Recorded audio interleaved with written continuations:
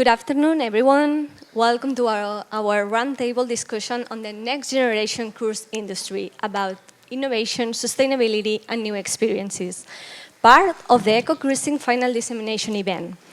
Our goal today is to explore how the cruise industry can adapt to meet the expectations of younger generations while prioritizing sustainability, technological innovation, and unique travel experiences. I'm Andrea, Corporate Development and Marketing Manager of ASCAME, the Mediterranean Association of Chambers of Commerce, and today I'm delighted to introduce our panelists. Jamil Usmani, Director of Marketing and Strategic Intelligence of Tangier City Port, Nesreen Zied, co-founder of Linkubator, Ioannis Papas, founder and CEO of Green Evolution, Elena Dirako, Market Research and Statistics Manager at Enit, Celia Murcia, founder and CEO of Blue Jobs and Westmed AM Coordinator, Luis Robi, CDO and Board Vice President at Grupo R, and Panagiotina Poutou, Associate Research of Cyprus Marine and Maritime Institute, that is going to follow the session online. So to kick things off, I would like to pose an opening questions to our panelists. What key transformations do you envision for the cruise industry to align with the values and expectations of the next generation of travelers? We will answer it by gathering together all the conclusions of your interventions, so let's do it. Elena, yes. What new insights are emerging about Generation Z and millennials' approach to tourism, and how can the cruise sector adapt? It's a hard question, thank you. These young generations are really different from others. It means that they really live in their daily life inclusion, sustainability, and equality. And this kind of belief is really translated into the behavior related to the trips. So it is really important to adapt our offer to this kind of vision that is really different from before. They are at first very used to book directly. They want to choose their services. They really want services that fit with this belief. So it's very hard to propose something that is not really concretely sustainable. And of course, they don't want any false offer. About that, they also are used to book and arrange their trips on social media.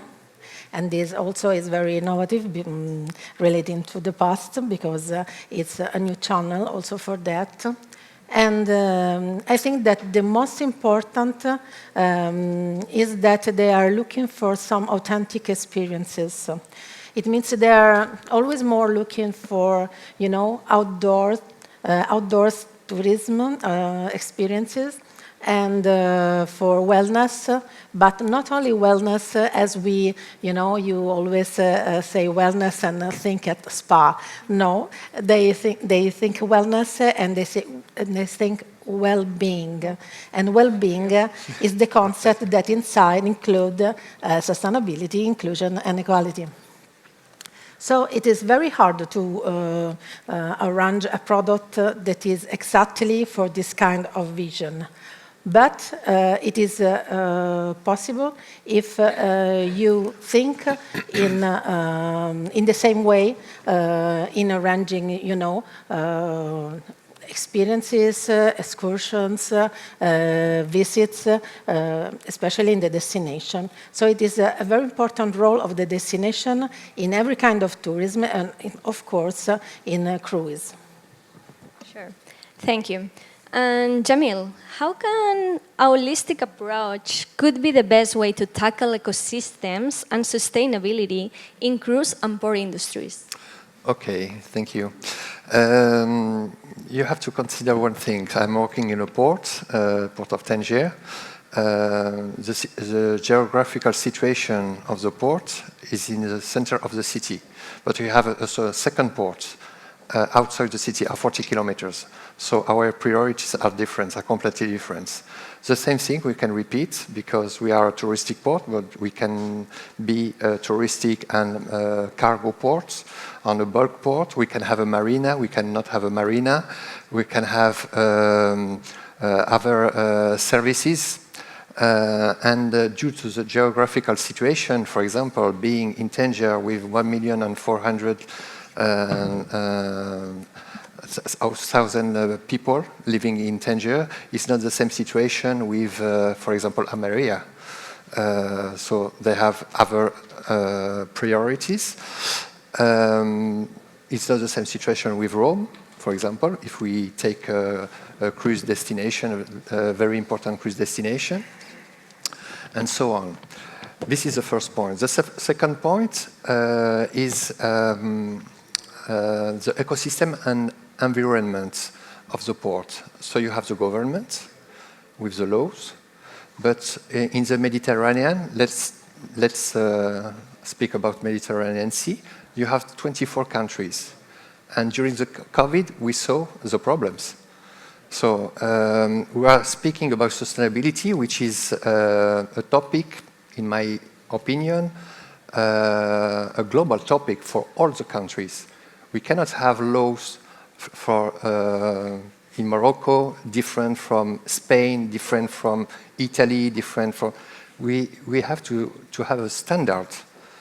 I spoke about COVID. COVID was a tragedy to manage all the vessels during the COVID. Okay, this is a point. Another point is the sensibility and the perception of sustainability. I make a short exercise in my city, and I did it also on internet because I use a lot the monitoring platforms. And I saw that in the campaign, for example, sustainability, they don't know what it is. Also in the city, you have several clusters. Someone know, not a lot, but a few people know about sustainability. So communication in this field, for this topic, is at the first point. You have to sensibilize all the persons because we have a lot of reports. Now there was in Azerbaijan COP29, and I saw several reports. It's a tragedy what is happening in our seas. So, but we have to sensibilize the people. The approach from bottom to up is the best way because political are elected by the population. So if they want to do something in every country, so they have to have a signals from the population. So you have also the cruise companies. The cruise companies are investing a lot. Cruise companies are investing a lot to sustainability. And we heard about sustainability maybe 10 years ago. And they are investing in the new vessels who are coming out in the new itineraries are, in my opinion, very interesting for sustainability. But you have also the vessels who were built before. And it's a nonsense to think, because cruise companies are commercial companies. They cannot not take these vessels for itineraries. But cruise companies does not represent in the Mediterranean Sea all the traffic. We don't speak about cargo traffic. This is more important. We don't speak about air traffic, which is another component very important. So why a holistic approach? Because every port have a different situation. Is the reason why in the MedCruise I made with my colleague Valeria Maggiarotti a study, is the only study we have on sustainability investment and engagement of the Mediterranean port in sustainability. Because we need to have a photo and to give to all the Mediterranean ports a picture of their situation. And with this picture, they will have an action plan. And we will see next year, we will do the same study to see the difference. I am sure that all these ports will do some actions because we saw that 87% of the port of the Mediterranean Sea have an action plan for sustainability. So it will be a good tool for them to be sustainable. But it's not easy. That's perfect. I totally agree with you. Yeah. So let's move to Nasreen. How can innovation ecosystems and startups shape the future of sustainable cruising? Thank you very much, Andrea, for this question. Very happy to be here. In fact, the cruising sector is at a very crucial moment where sustainability is no longer an option, but a necessity, but also a key success factor at a long term. Startup and innovation systems have to play this crucial role, driving transformation and also offering solution to the big players in the industry. Because first of all, and as I said this morning, startups are agile, they can adapt very easily to this situation. They usually also develop niche technologies that are more faster than a larger corporation.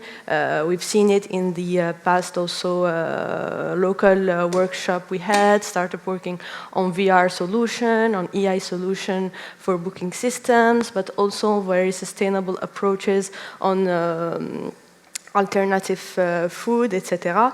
Second of all, also innovation ecosystem fostering collaboration between the startups and the corporation, but also the academic institution, which is very important also to highlight in the logic of R&I. This ecosystem can provide a platform where challenges faced by the cruise industry can be matched with integrated and scalable solution. For instance, at Incubator, we work already very closely with a startup in waste management, for example, circular economy, but also digitalization, enabling, for example, cruise operator, but also tourism actors to implement closed-loop systems and AI-driven efficiency tools. Additionally, ecosystems like these create an environment where regulatory frameworks and funding opportunities align to support startups in scaling their innovation. We had also this experience working with local authorities, and today, for example, we have a regulatory framework which is very attractive to cooperate in a logic of collaboration with those startups. It's very important to highlight it since the big corporations are always seeking for business opportunities, and this allows them also to reduce the risk as cruise operator who adapt this technology. And finally, we need also to view the sustainability not only as an environmental concern, but also an opportunity to meet the customers, as previously mentioned by Elena. Since the Gen Z millennials also prioritize eco-conscious brands, so integrating innovation today to create greener, smarter, and more experiential travel option is also a direct response for the market need. Okay, so you're telling us about collaborative innovation. I don't know if you want to explain a little bit more the partnerships part in which you can create more bonds. Definitely. So what we usually do is, first of all, work with the operator to identify the key concerns, the problematics that are addressed by the key operator. It can be industry problematics, or it can be the company itself. We do a sourcing of the startups, also maybe some topics of research at some innovation and research centers. And after this, we create use cases where we create experimental phases where the startup and, for example, the cruising company can co-create a solution. It is a way to divide also the risk, to share risk, to share the investment, since the big corporate usually have the resource, have the expertise, and the startup comes with the technology. So it's also a way for us to provide to those startups and SMEs a way of experimentation, a way for them to validate their proof of concept, and it's a way after for them to position positionate themselves as a service provider to those big companies that maybe takes for them more time to develop the solution by themselves. And we already have like several use cases in the matter. For example, in green logistics, for example, it was very interesting approach we had where startups bring, how to say it, frigorific systems based on solar energy, and it was a very useful and successful use case with the company, and after all, they became partners into the operation, so I think this can be a very interesting approach, yeah. Really interesting, thank you. Luis, how ACG strategies and reporting practices can impact on the sustainable tourism goals? Oh, thank you, Andrea, for your question, and thank you for the invitation to be here. It's a pleasure. I think that question we can divide it in the answer in two parts. So the first, the ESG, and those three letters that are terrifying everyone when we start to talk about ESG. But if we look at it, we are talking about the main pillars of the sustainable tourism.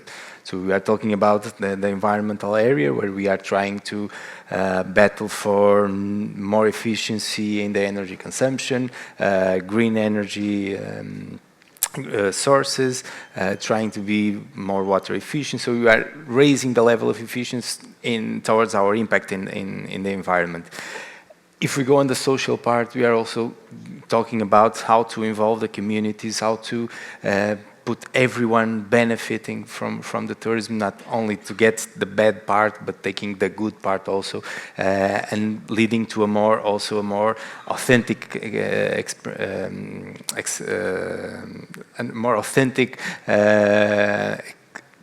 experience. Sorry, I was lacking the word in English. The more authentic experience from the tourists. So we can with that we can preserve our heritages, our traditions, everything. That's what can really makes a difference between one destiny to another. Otherwise, it will be more or less the same thing. When we go to the governance part, we talk about the fair labor practices that also affect the local communities, the report to all the stakeholders, to involve everyone here. So basically, if we develop a good ASG strategy, we are tackling most of the challenges that we have in front of us towards the sustainable tourism goals. The reporting practice, so that's what can make us in our path. Otherwise, we get a little bit lost. We apply measures and we don't know really what are the consequences if everything is going well or not. So it's very important to make a sustainable report, to establish KPIs, to establish a direction, to involve everyone in the organization, all the stakeholders. So the report is public, so it's visible for everyone, and everyone can contribute, and especially in the cruising sector. So it can be a contribution from the ones involved from the inside and also from the consumers, which will lead to a bigger engagement towards the public. That they will feel that they are part of it. And as we already discussed, this will make also a difference in a commercial part, because the new public wants this, wants to be a part of it, wants to be part of a change, wants to be more sustainable. They want to be there. So the ESG strategies, the reporting, they are absolutely coordinated towards the sustainable goals. And if we want to call more attention for it from the business point of view, it's also the best way to go, because it will make a difference between the choice from the public whether to go to one company or to another. So when we talk about this, sometimes I think we lost a little bit the focus, and we are trying to change everything, and it's from the company's point of view. I met some people that say, "Oh, this is just a problem." This is not the problem. This is the future. This is how we have to adapt in order to be a sustainable company as a whole. So basically, is this. Correct. It makes sense. And are you working on it right now at Grupo R? Are you applying this approach that you are mentioning? Yes, yes. No, we are working with some companies. We developed it with a partner a platform to help in the collection of data, because it's something that it's very difficult. One of the biggest difficulties from the companies is how can I get all the data? How can I treat the data? How can I have the outputs? How can I know what I'm doing is good or right, good or bad? So we are working on this, getting the data, getting those processes correct, and then to define KPIs, reliable KPIs, not things that we are not going to change from day to night. We know that this takes time, but if we put these KPIs well defined, if we share them with all the stakeholders, internal and external, it will be easier for everyone, and it will be the easiest path if everyone is contributing. Exactly. Thank you. So, Celia, what are the policy pathways needed for the sustainable cruise industry? What skills are needed to advance sustainable cruising in the Mediterranean region? Thank you, Andrea. Yeah, so I think we have heard about ports, entrepreneurship, private sector. So I think I'm going to provide another point of view from the policy level, because we are talking about the transformations needed for a more sustainable cruising sector. So I think we need to tackle also from the policy level. No? So just for you that you are not really familiar with the WestMed initiative, the WestMed initiative is funded by the European Commission, and it's an initiative to enhance the blue economy in the Western Mediterranean. So basically the geographical scope is the same like the cruising project that has been presented before. So we are 5 countries in the north: Spain, Portugal, France, Malta, and Italy, and 5 in the south: Morocco, Algeria, Tunisia, Mauritania, and Libya. So basically at policy level, at the Western Mediterranean, there is what is called a ministerial declaration that was signed by the countries last year in Malta. So in this declaration, the countries agree on having a sustainable, strengthening the competitiveness and sustainability of the coastal and maritime tourism, including the cruising sector, greening the industry of shipping in general, and at the same time that protecting the marine environment. How these countries are going to do this? Through ecotourism options, through digitalization and investment, public and private investment. But still, we have identified that there are some challenges at this level. One of them, Jamil already mentioned. One is the gaps at the level of global and national on the regulatory and governance. So we have some global standards from the IMO or MARPOL, or in Barcelona, the Barcelona Convention, the Mediterranean Strategy for Prevention of Pollution from Ships, but still each country implements the rules in a different way. So this creates a gaps on regulations that is really difficult to manage. So for that, we especially need collaboration between the countries, especially, well, at least in our side, in the Mediterranean side, from countries north, south of both shores of the Mediterranean. Then all these initiatives that are taken at the policy level needs to be measured. Okay, countries are implementing measures, but are they working? So they need to monitor what they are doing. And this is something that is also a challenge. And then there is this need of implementation, clean technologies and sustainable behaviors, like she has mentioned, alternative fuels, sustainable standards to promote eco-labels, as an example. So these are still some challenges that we find at policy level that we think is still needed, some transformation also at this stage. Thank you, Celia. And Ioannis, let's move back to the next generation travelers. How can training programs in sustainable tourism help destinations and cruise ports align with these next generation travel expectations? also for environmentally responsible and authentic experiences. Yes, I don't know if, yes, it's working finally. I was afraid of. So thank you for the question. I think based off, the last one, so I can be in the good position to know the earlier answer, so I know what you are thinking about. However, I think it's a very, very difficult bet to see how this transition, because it's technological, it is the way that we need to transform our whole infrastructure and to design different kind of things. However, everything, I think, is in our mind, because everything starts from the belief that if we would like to work together to go to the next level, because we need to go to the next level, it is a necessity. And I think that based on that, let's say, agreement on the target, there are specific ways to do this, to do that, following awareness and training.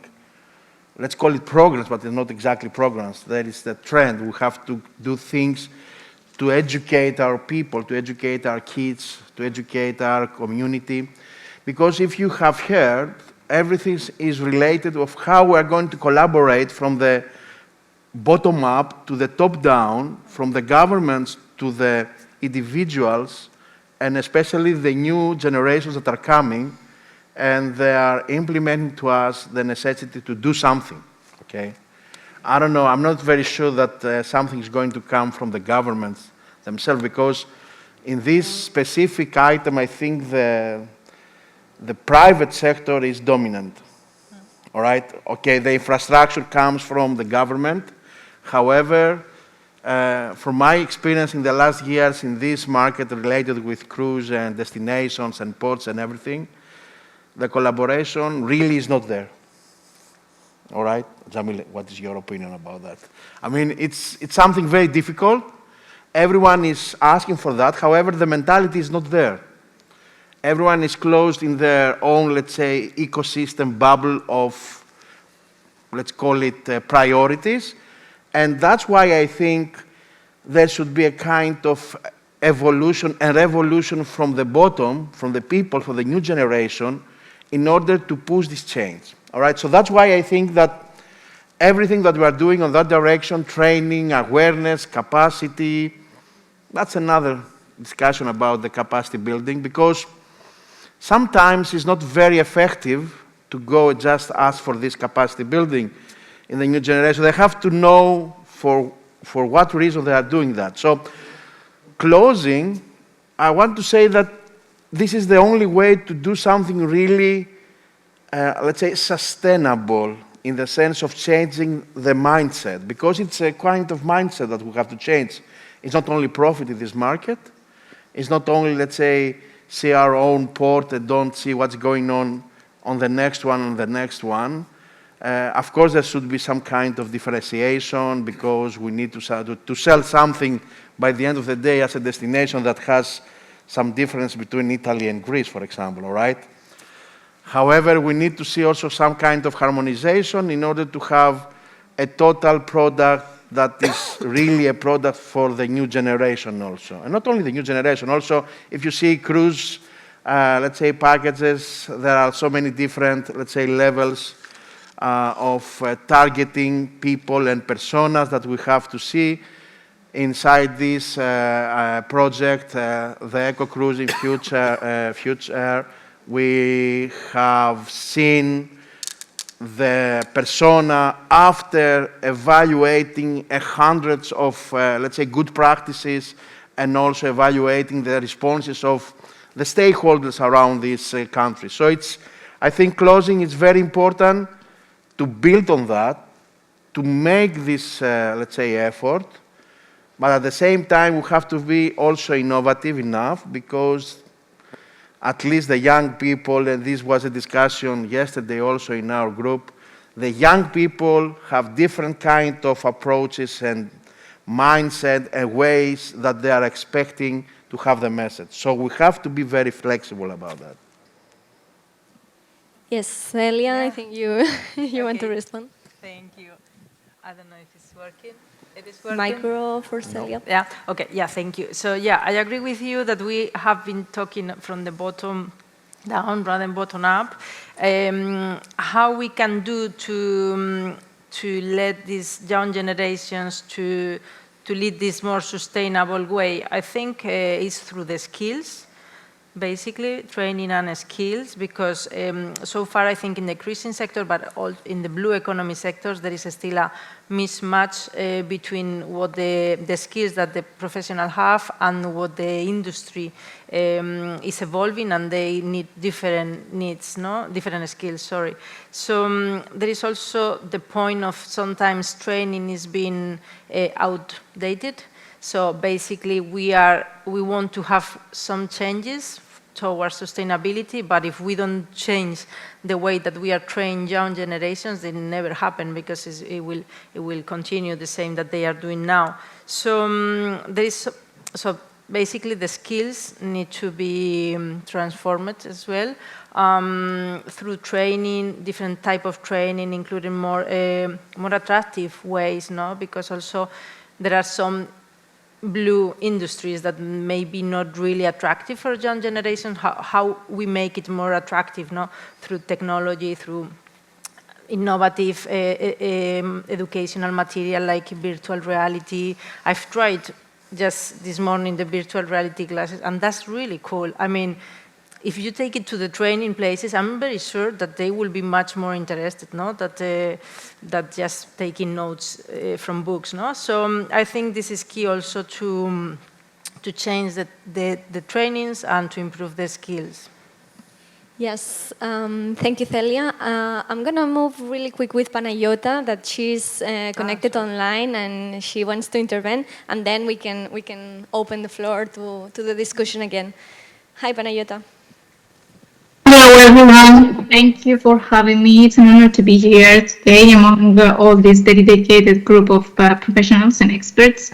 I think I'm going to repeat some of the things that you already said, and I will just sum up because some of the points are going to be repeated.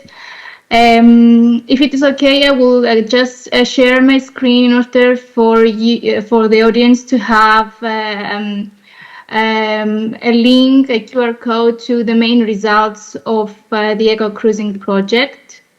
Yes, you can share your screen directly. Thank you.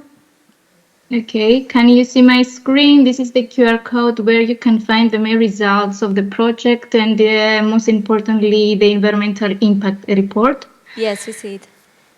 So just to sum up and say a few things about this, I totally agree with all the experts that the Generation Z and Millennium travelers are changing the way they think about travel and tourism, and they want the experience to be more authentic and sustainable. So we have to rethink how the experience we offer. For example, the immersive eco tours and the marine conservation activities, or the virtual reality that we already included in the eco cruising project.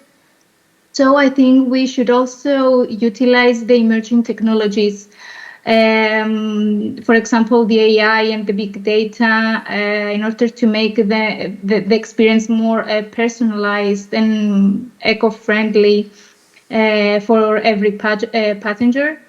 It's very important also to adopt sustainability certifications, which can further enhance the credibility of the cruise industry, because it's going to be aligned with the global eco standards. So I think that also adopting sustainable practices, as most of the experts said, and try to balance the influx of tourism in the destination. A very also key factor is the transparency. Young travelers want to expect to have real updates, for example, on emissions, on waste management and resource use. But also I agree with you, Annis. What she said is all in our minds.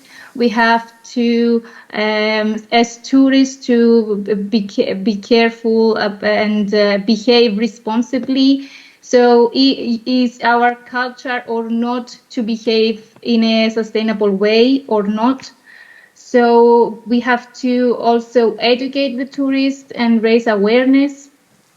So I think that this is going to be the main issues regarding the implementation of sustainable practices and going in that direction.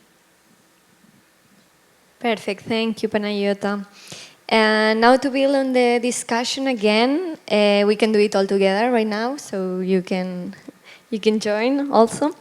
How can the cruise industry balance the need for innovation and sustainability while remaining accessible and appealing to younger generations? It's a very hard question. In my opinion, I think that now is the time of the changement. We really have to make this into both directions that it is necessary. It means in the product, as we say before, creating products that are always more flexible, always more adaptable to this kind of requests that we said, so sustainability, inclusion, and so on. And we also have to work on the product in terms of the market.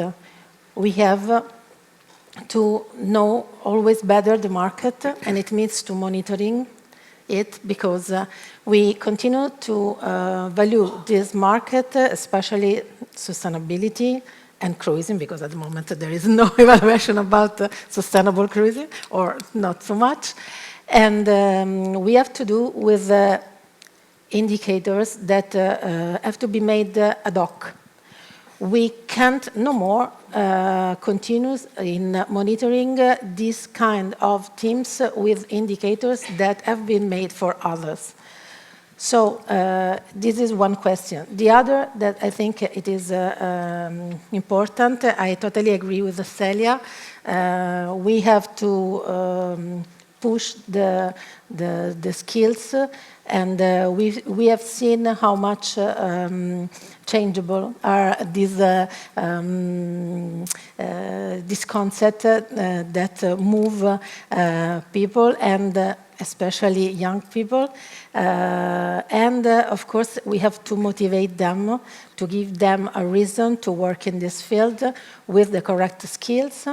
But also because they're really different also in that. We realized that even if the market need always more specific skills, they don't care to be useful for the market. They want to follow their talent. They want to realize themselves, not to find a position in the social class. So I think that these two are two elements that are really important to push the changement and to arrive to have something that is really sustainable and really of quality. Sure, the need of adaptability, I would say. Flexibility, yeah. Okay, Jamil, do you want to add something? Yes. In my opinion, we have to consider that sustainability must be in the program in the school. I give an example. I organized several events with WWF in Tangier to sensibilize about sustainability, because we signed an engagement, the city signed an engagement for Plastic Smart City 2030. So at this date, we will not have plastic in Tangier. And we work a lot, but the problem is with, I can tell, the parts of the population have other priorities. They need to close the month, for example. They need to search for a job. Someone has a job, they don't think about sustainability, and so on. For example, Z generation, they want to buy a moto. So it's not sustainable and not a bicycle, and so on. So in my opinion, training, the school must be the beginning. This is the first point. The second point is communication. I do a lot of market influence, and I analyze the perception of the population to see what are the topics, the most popular topics. But for the Generation Z, for example, it's not sustainability. It's the next concert we will have in Tangier. So nothing regarding the sustainability. But why this? Because there is no sensibility for these topics. So I come back. So at school we have to put every week. They have to like.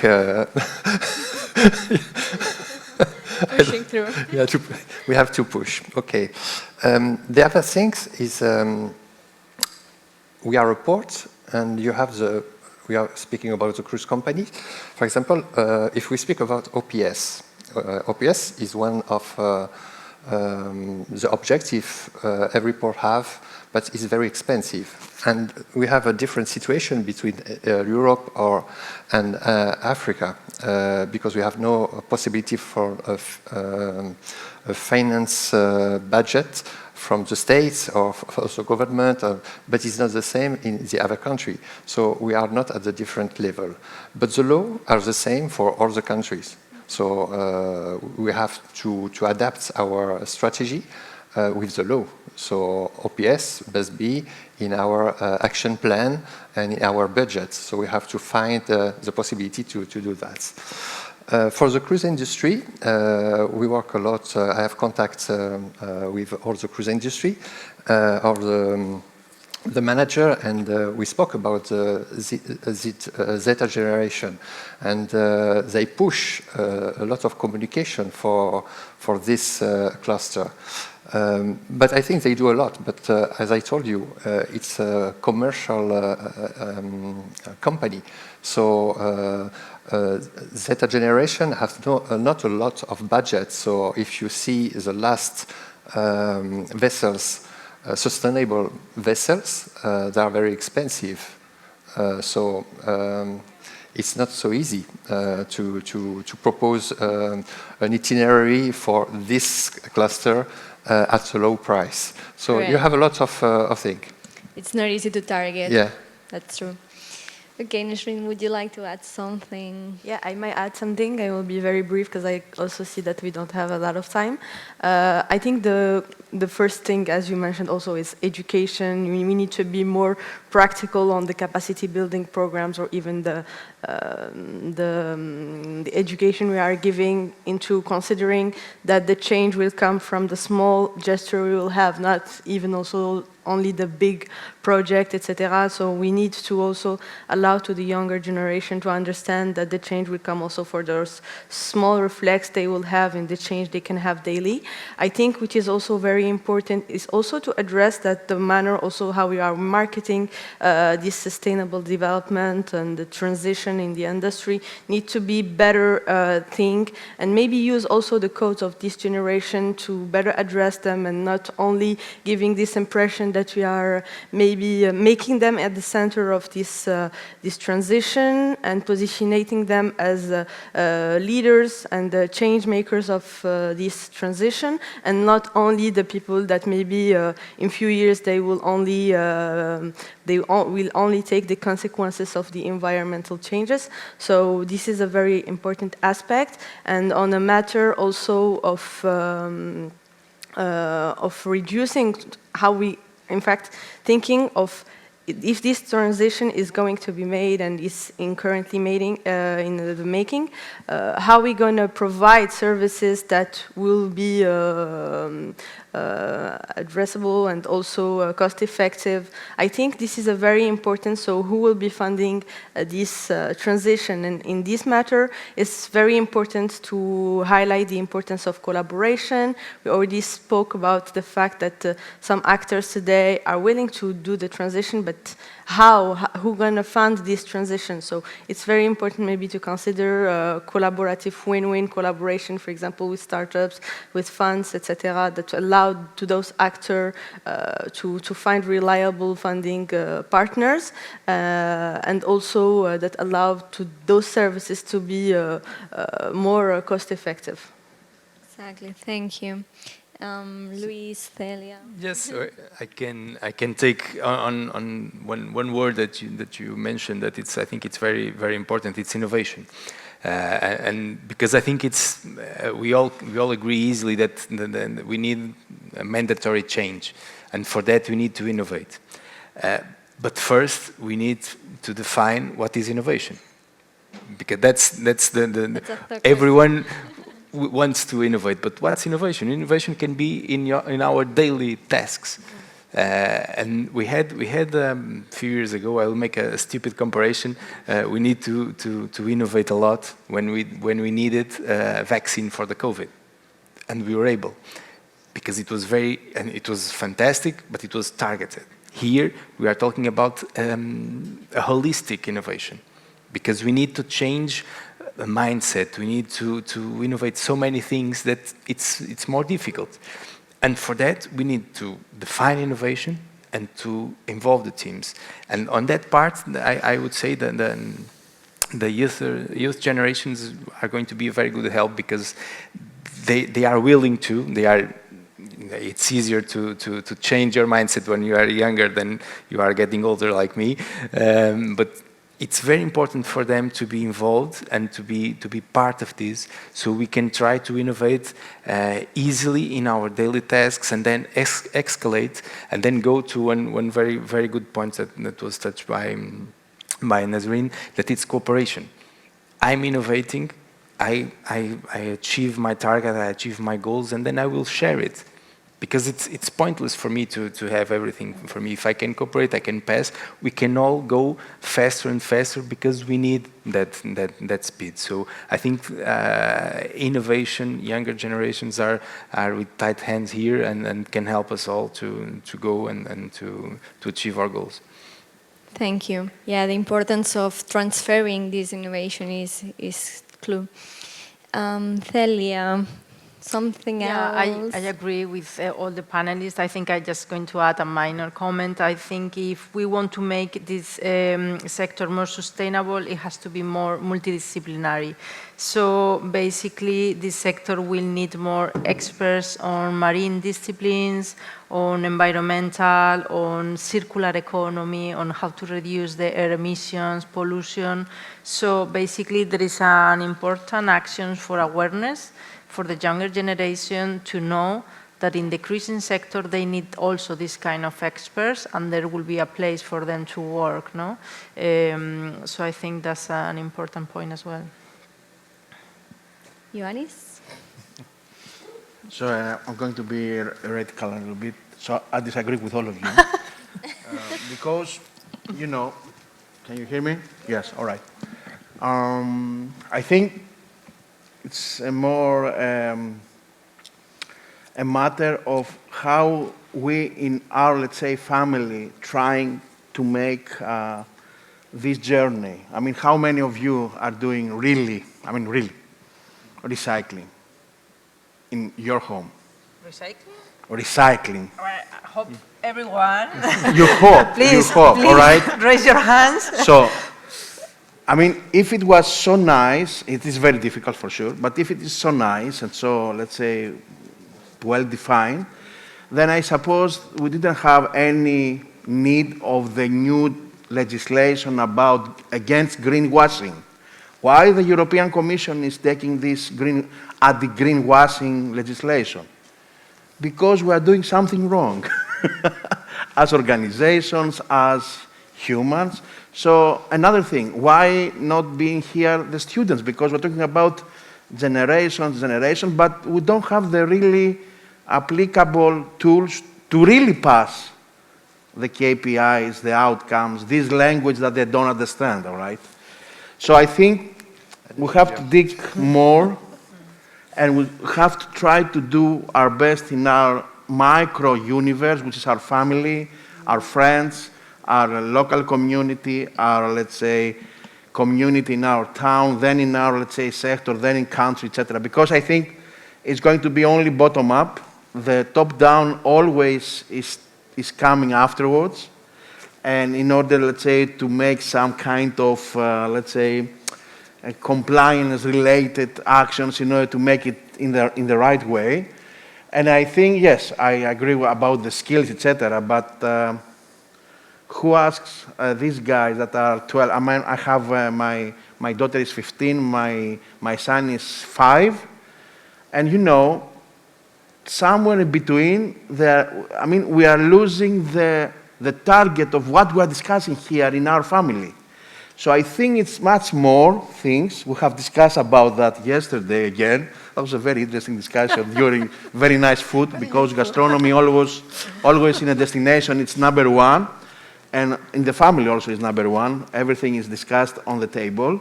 So I think we have... You're very Mediterranean. Yeah, I am. Sorry about that. I don't know if it is good or bad, but this is the West Med and everything here. So, yes, we have to focus on awareness, but in a way, and I think that's why it's very interesting, this program. I mean, using new technologies and language. I was traveling last week and I saw the very nice movie of Grant something, which is based on a PlayStation, that they bring everyone that is going to do many very good driving of Formula One, whatever. So we need to talk to the young people with the language that they understand. With legislations and very nice strategies and everything, it's very difficult. Sorry to say that. And if they are not going to change the world, no one is going to change the world, all right? Because, you know, now you saw the new governance is coming in the US and everything is going to be something interesting, all right? So we need to see what is going on over there and try to, let's say, to trigger this generation, but with tools and language and messages that are really understand. Otherwise, we are doomed. Sorry to say that. I'm wrong? Huh? Nothing else to add? Wanted to say something about policies, I think? Yes, no, I agree. I agree with something he said, not at all, it's too much. In the sense that we have to get the target with the right channels, of course. But I think this is marketing. It is marketing. And maybe we have to be, also in these European activities, we have to be more adherent to the market. Because the market is something really concrete. There is someone that is selling something and someone that is buying. And you have to arrive to the one that have to buy your product in the right way and with the right product, but also with the right explication and motivation and reason to buy and to do it, some activities.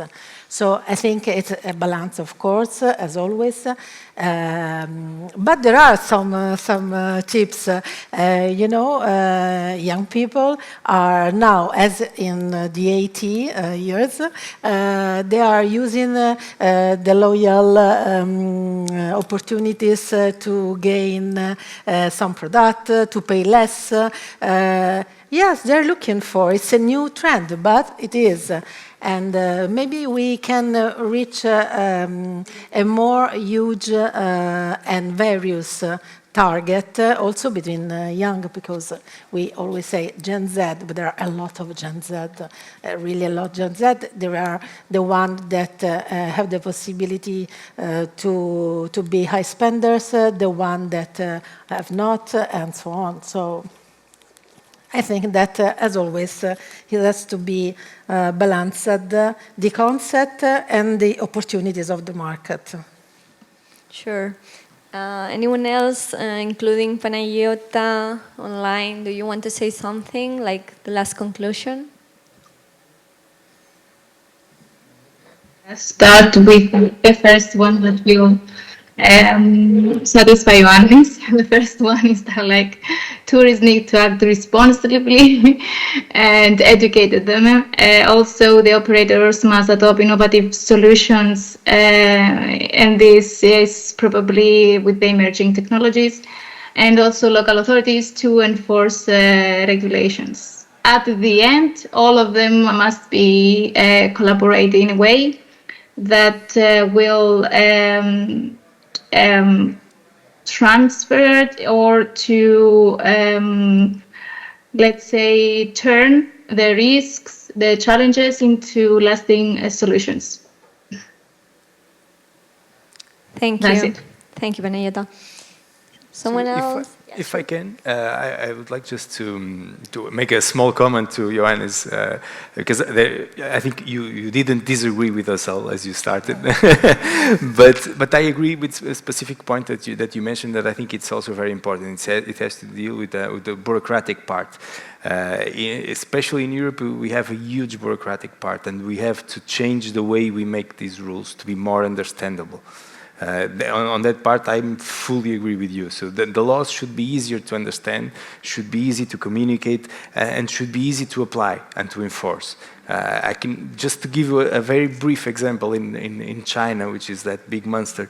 I had a company in Portugal that is on the stock market, and they went there to check a factory, and they were expecting, to be honest, they tell me I was expecting the worst scenario, and no, it was a really unbelievable factory with the best practices, everything, and they explain the reason. They have one law that says they must fulfill all the requirements from the countries they are exporting to.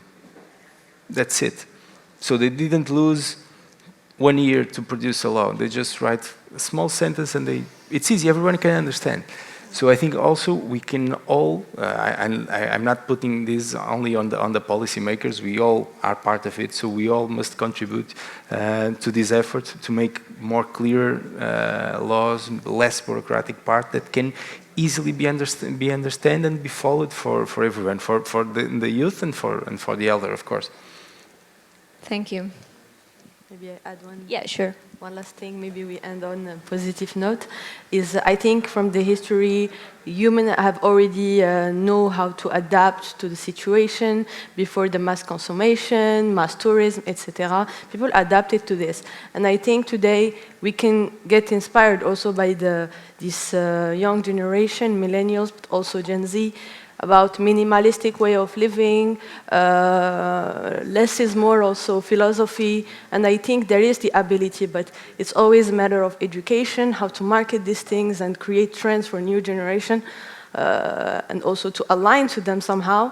I think there is positive, we need more efforts, but we need to be also positive on the fact that human can adapt according to this. Thank you, Nasreen. So as we are running out of time, if you are okay, we are closing.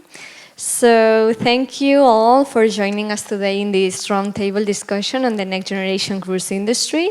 We have talked about innovation, sustainability, new experiences, and we have had the privilege of hearing valuable insights from our panelists, so thank you again.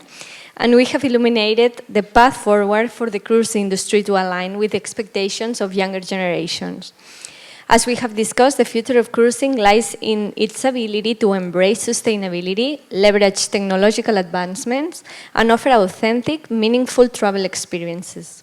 It's clear that collaboration among all stakeholders will be essential to drive innovation and make this vision a reality.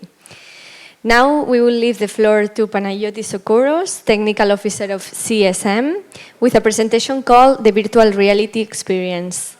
So thank you again, everybody, and thank you for participating to this session, and see you soon with more innovation. See you on board.